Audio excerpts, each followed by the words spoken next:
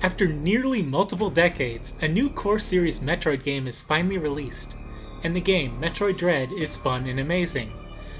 But the main selling point, the dread and horror of the Emmys, is the game's weakest point.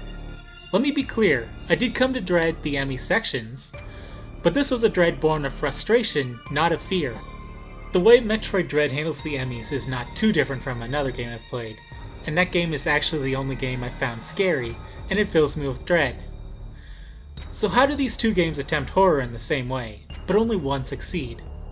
Well, in very short, if being chased was inherently scary, we would have billions traumatized from playing tag as a kid. To understand why I believe this happens, we need to analyze in depth how these systems work, and how they differ. In Metroid Dread, the Emmy's location is randomized every time you enter an Emmy zone. Sometimes the Emmy spawns in a location where you can easily just run through and escape. Other times the level design bottlenecks and the Emmy spawns right in the bottleneck and is completely unavoidable. In one instance, I went through a door, and the Emmy was on the other side and I was automatically moved through the door into its butt. Another time I got on a spider magnet lift and was zipped directly into an unsuspecting Emmy just off the top of the screen. Instances like this robbed my experience of any tension, fear, or even anxiety at being chased and hunted. I quickly realized avoiding an Emmy is purely up to chance. Once in a while you can briskly move through and not even see the Emmy. Other times you will have such a terrible spawn location, you have to get caught and pull off the counter, since the exit door closes when the Emmy physically sees you. It boils down to just throwing yourself at the section until luck is on your side. If an Emmy catches you, you have a narrow window to counter when its flash goes off. And doing this is not as hard as many are making it out to be. Probably a little over a third of the times I got caught, I pulled off the counter. It's not a chance similar to winning the lottery or a one-frame window.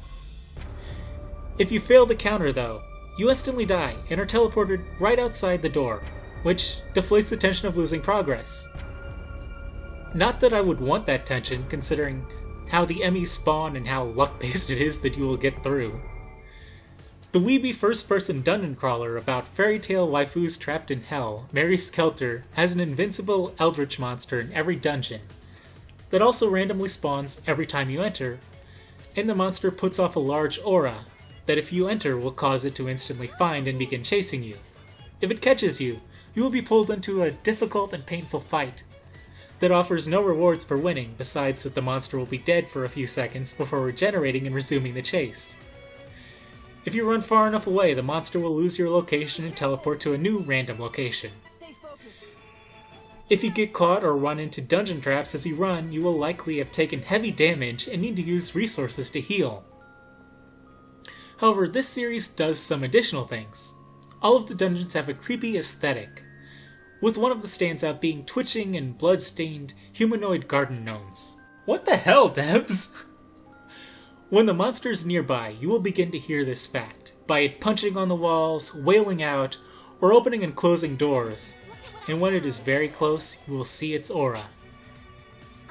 I think this works better than Dread, because it's all about tension and dread. When you hear the Emmy beeping, it's a matter of seconds away. But when you hear the monster stomping about, it can be minutes before you even see the aura.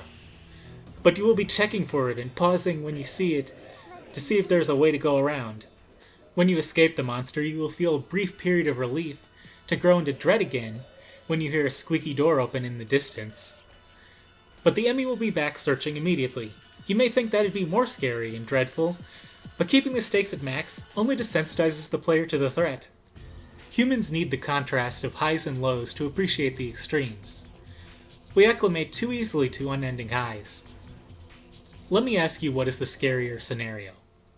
Having a herd of zombies slowly shuffling behind you forever, or the famous short horror story, you are the last person alive, alone in a room, and then you hear the knob twist and the door open.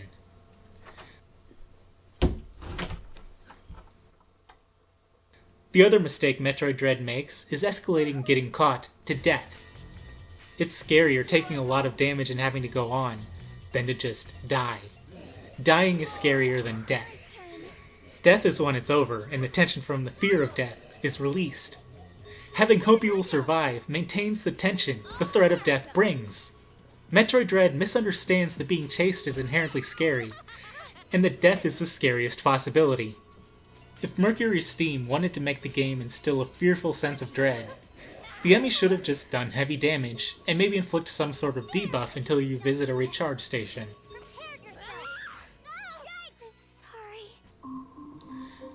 So what do you think? Were you underwhelmed by the dread in Metroid Dread, or did you actually feel the dread? I think Tag was actually scarier than the Emmys. Oh, and like, comment, subscribe, the stuff. It's good for the channel. It motivates me to make videos.